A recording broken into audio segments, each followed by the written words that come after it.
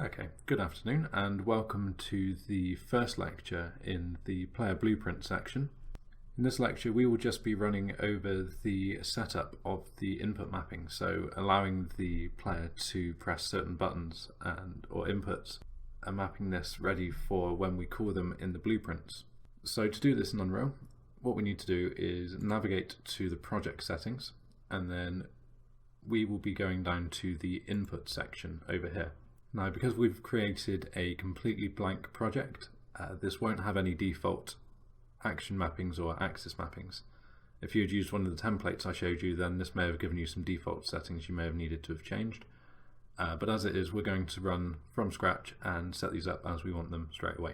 So I'll just give a quick overview of the difference between these two types of mappings as well. So action mappings are more for single key presses, and we'll check key releases and things like that as well. So for instance, the fire button that we'll be implementing will be a mapping because it's something that we need to know whether it's held or whether it's being released, or you can just do single taps to fire each time you press the button. So that will be a mapping. In other game types it would be things like jumping, rolling, things like that, so things that don't happen continuously. And then action mappings are exactly that. They're just mapping for things that will happen continuously. So for instance, it will normally give a value of between -1 and 1, and that will control going either forward or backwards, and then 0 is completely central, and that will be the response when the player isn't holding anything down. So for a gamepad, if you don't have the analog stick moved at all, it's at 0. If you're pushing it up, that will be 1. If you're pulling it back, that will be -1. And that's how we can control things moving forwards and backwards in the world. So that is how an action mapping will work. It doesn't have to be with the gamepad or even an analog stick. We can also get these values from key presses as well, which is exactly what we'll be doing. Again, hopefully this will make a bit more sense when we start adding them, so we'll move on to that. So if we focus on the action mappings first of all, simply press the plus sign to create a new mapping, and we need to give the mapping a name. So we'll call this primary fire. So this will be the standard fire button, and this name is very important. When we start referencing this in Blueprint, we will be referencing the mappings directly by the name that we give them here. So again, if you call yours something different, if primary fire isn't what you want to call your action mapping, just do keep a note of what you have called it, because when I start blueprinting a bit later with this, you'll need to remember that you're not calling the same mapping as I've made. And then all we need to do is, with that created, we can map an input to it. So if we select the drop down, and the buttons I've decided to use will be the C button for the standard fire, so type C, and then we'll need to scroll down here because there's a lot of things with the letter C in it, and we want to find the one which is under keyboard, so type of keyboard input option, and just the letter C, so that will be our C button.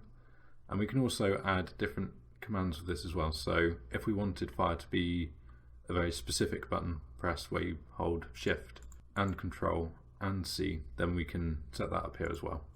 But obviously we don't want it to be that difficult just to fire the weapon.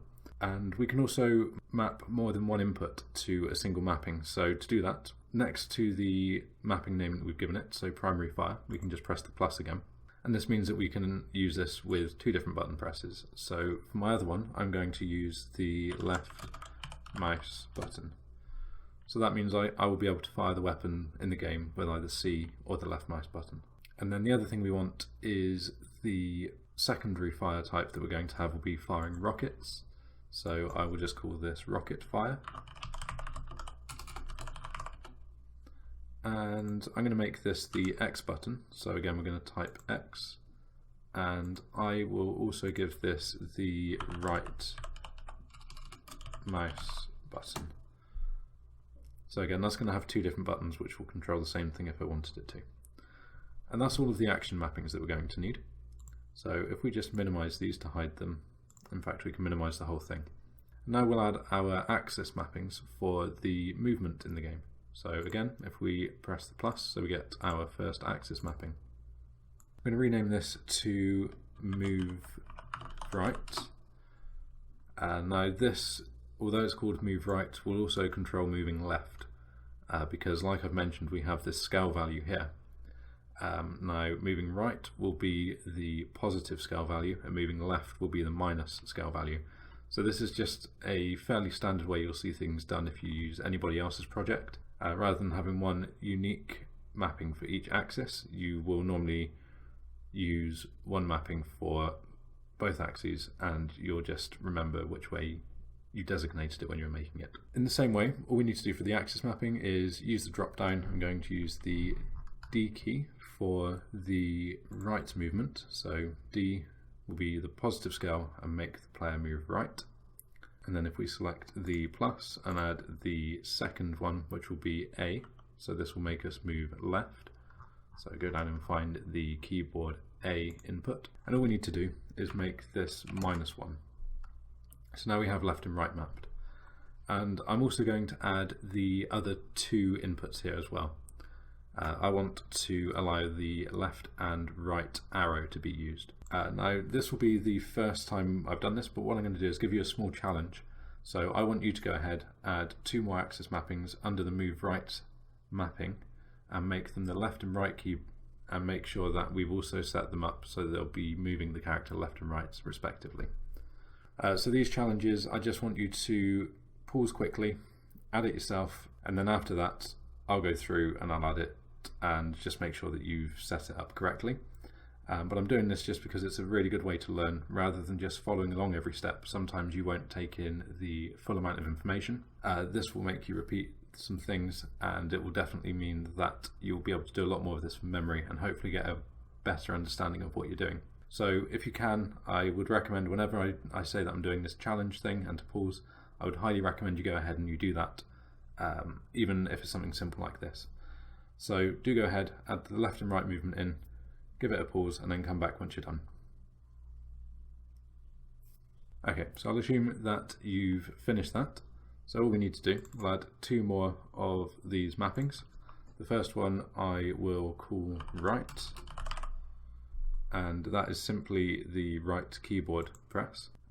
So I realise you may not have known what that is, but that can come down to testing or just do a quick search on the documentations. But it's not called right arrow or anything, it's just under the keyboard and it is purely right. It's the only option, so hopefully you should have got that by default. And then the same for the left, so we're going to add the left key as well, so just type left and then select that. And just remember, the important thing I wanted to make sure that you remembered by yourself here is this is going to be -1 rather than 1 to make it move back across the screen. And just in case anyone's wondering why these values represent what they do. So if we imagine the 4 corners of the screen as vector 2's, so they'll have 2 points. The bottom side would be 0, 0, so this will be the lowest point on the screen. And then if we go up, so imagine we're pressing the W button will be up, and that will be a scale of 1. Then what we're doing is we are changing this vector, so we're going up the screen, so we're at 0, 0 down here, and we'll go up to 0, 1. And then if we press the D button, so again we're using the plus scale, what we'll be doing is we'll be going to 1, 1 over here. And then again, if we were to press down, which would be the minus button, we'll be going down to 1, 0. And then if we were to press left, we'll be going back across the screen this way. And that would take us back to 0, 0. So that's how the screen is being mapped essentially. And that's why we have these plus and minus values and the way that they work, how they do. Anyway, so if we minimize the move right, that's finished. And we're just going to add the move up. So I'll add a new axis. And we'll call that move up, and we know already that we need 4, so I'll just get it ready, and we will be using, well, I will be using the W for up and then S for down and then up for up and then down for down. Okay, and then just remember that every other one of these needs to be minus essentially. So 1, -1, 1, -1. So it gets going up and down, left and right across the screen. So that is the input set up really. Obviously this won't do anything yet. We haven't put anything in the blueprints to say that they mean anything. But as far as the project's concerned, they are now stored. We don't need to press save or anything. Anything that we do inside of the project settings is applied immediately and remembered. So the project now knows that we have a good set of input mappings. So that's ready to use when we do have a blueprint. So I'll leave that there for this lecture, and I will see you in the next one.